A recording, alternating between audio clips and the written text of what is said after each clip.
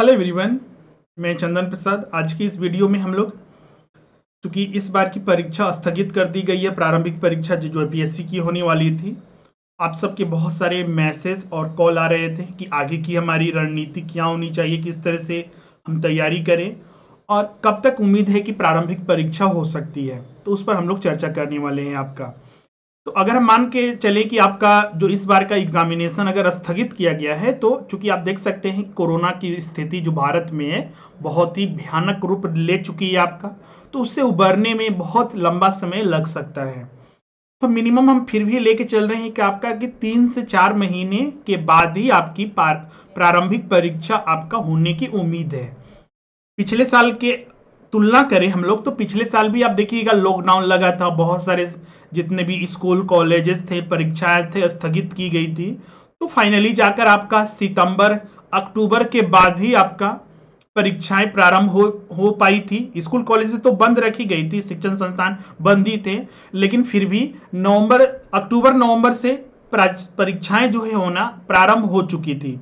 तो इस बार पिछले साल के मुकाबले कोरोना की स्थिति बहुत ज्यादा भयानक है। तो हम लोग अपेक्षा कर सकते हैं कि इस बार भी उसी डेट, क्योंकि इस बार वैक्सीन भी आ चुकी है, तो हम लोग ये नहीं लेके चलेंगे कि उससे ज्यादा और टाइम लगेगा, क्योंकि आपको पता है कि 1 मई से 18+ वाले को भी वैक्सीन दिए जा रहे हैं, प्रारंभ किया जाएगा। तो इससे उम्मीद है कि जो कोरोना की जो केसेस बढ़ रहे थे उसमें थोड़ा कमी आएगी। तो इस सामान्य स्थिति होते होते अप्रोक्स मान के चलिए कि 3 से 4 मंथ्स आपका लग सकता है। तो तब तक आपका एग्जामिनेशन स्थगित ही रहेगा। तो उसे ध्यान में रखते हुए आप ये लेके चलिए कि मिनिमम आपको 3 महीने प्रारंभिक परीक्षा के लिए मिलेंगे ही। आपका 3 से 4 महीने आप लेके चलिए। तो इस आधार पर अपनी तैयारी और बेजोड़ आप कर सकते हैं।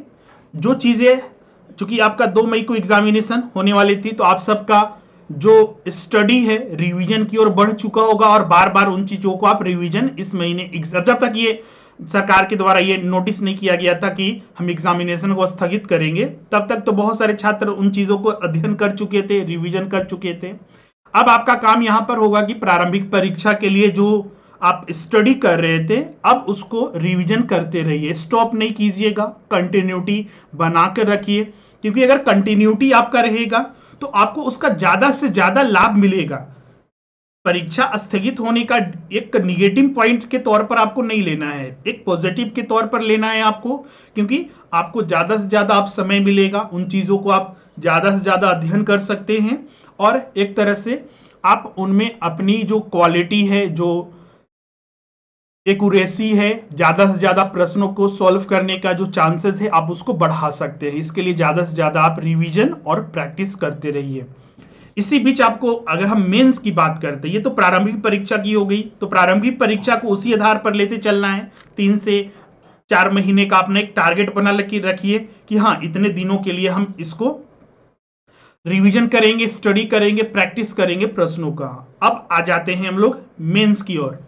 और ध्यान रखिएगा ये कंटिन्यूटी बना के रखना है आपको, और पैसेंस रखिए कि एग्जामिनेशन होगा, आज न कल तो होना ही है, तो निश्चित है ये परीक्षाएं होगी ही आपका। तो इसके लिए कंटिन्यूटी आपकी होनी चाहिए। आपका ऐसा नहीं कि कहीं और चले गए या फिर अन्य चीजें हो गई, या फिर अभी पढ़ाई छोड़ दे रहे हैं, या फिर रिवीजन अभी नहीं कर रहे हैं, कुछ दिन डिले कर दे रहे हैं, तो इससे आपकी स्थिति और भी ज्यादा खराब हो सकती है। आप इन चीजों को लेके चलिएगा कि स्टडी कंटिन्यू करते रहिए। मेंस की और बात करें, चूंकि आप देखिएगा बहुत सारे छात्र, चूंकि जब फॉर्म आया था तो उसके बाद से ही मेंस के लिए बहुत सारे छात्र ने उन चीजों को छोड़ दिया था, क्योंकि आपको पीटी के लिए भी देखना था और पीटी में इतना ज्यादा कंपटीशन है कि हम लोग मेंस को साथ में नहीं लेके चल रहे थे। कुछ छात्र लेके भी चल रहे थे कि तैयारी करेंगे। तो अब यहाँ पर आपको एक लंबा समय फिर मिला है आपका, क्योंकि मेंस का एग्जामिनेशन अगर हम बात करें तो एक अच्छा समय, क्योंकि पीटी के बाद ही आपको 4 महीने का समय मिल रहा था, अब इधर 3 महीने 4 महीने और आपको मिल गए, तो करीब 7 से 8 महीने का आप लेके चलिए कि आपको मेंस के लिए मिल रहा है। तो अभी आप जो स्टडी करते रहिएगा, तो 1 मई से अपना एक नया टाइम टेबल बनाइए, एक नया रूटीन बनाइए और उसके अनुसार आप स्टडी करते रहिए। इससे क्या होगा कि मेंस के लिए भी एक टाइम को आप अलग से रखिए। मेंस के लिए रखिएगा तो अभी से ही आपका जो पेपर 1 से लेकर पेपर 6 तक है, अगर लैंग्वेज पेपर को उतना ज्यादा आप नहीं महत्व देते हैं, बाद में भी आप दे सकते हैं उन चीजों को, तो कम से कम जीएस पेपर को लेकिन अच्छे से अभी से ही उनको अध्ययन करते रहिए।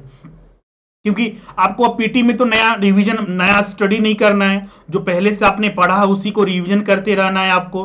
तो इससे क्या होगा कि अगर मान लीजिए 4 से 5 घंटे आप पीटी के लिए देते हैं तो मेंस के लिए भी 3 से 4 घंटे या 2 घंटे भी आप देते हैं तो आपके लिए सही रहेगा।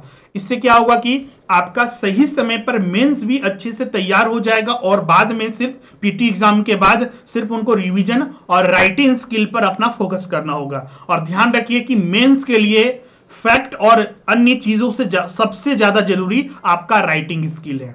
आपका मेंस में सिलेक्शन होगा या नहीं होगा ये डिपेंड करता है आपके नॉलेज से ज्यादा आपके राइटिंग स्किल पर, क्योंकि आप चीजों को प्रारंभिक परीक्षा में भी पढ़ रहे हैं, मेंस के लिए भी तैयारी कर रहे हैं, तो अप्रोक्स सभी छात्रों का एक अच्छा नॉलेज हो जाता है। लेकिन मेंस में उनको किस तरह से प्रेजेंट करते हैं, किस तरह से आपका राइटिंग स्किल है, किस तरह से आप लिखते हैं, एग्जामिनर उससे जो इवैल्यूएट करता है, आपका जो पेपर चेक करेगा मेंस का, वो आपसे कितना अट्रैक्ट हो पाता है, कितने मार्क्स आपको देते हैं, ये सबसे ज्यादा महत्वपूर्ण रखता है। तो इसीलिए इस पर ज्यादा से ज्यादा आपको राइटिंग स्किल पर अपना फोकस करने की जरूरत है।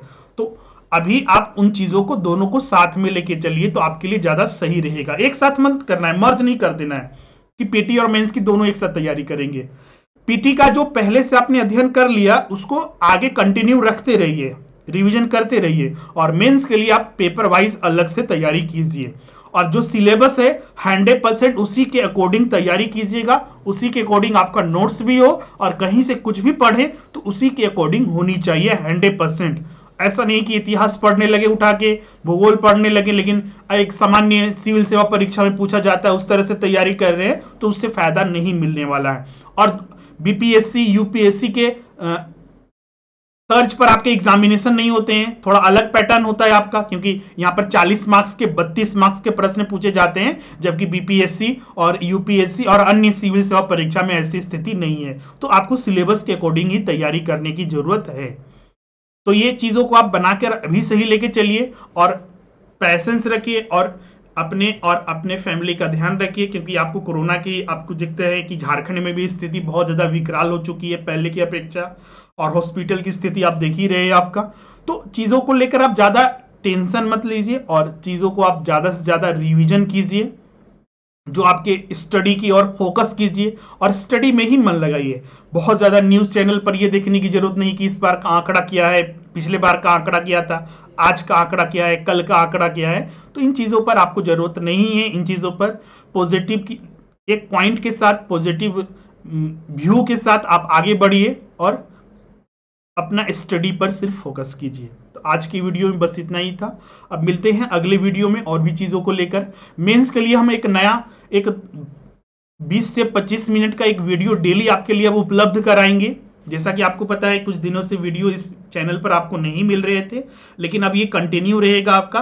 पीटी के लिए भी और मेंस के लिए भी हम एक वीडियो, मेंस के लिए राइटिंग स्किल के आधार पर उसमें प्रश्न होगा और उसका क्या मॉडल आंसर हो सकता है और किस तरह से आपको लिखना है, प्रेजेंट करना है, किस तरह से प्रामाणिकता को उसमें आपको पॉइंट आउट करना है, कैसे आपको लिखना है, उन चीजों पर फोकस रहेगा। तो मिलते हैं आपका अगले वीडियो में। Thank you.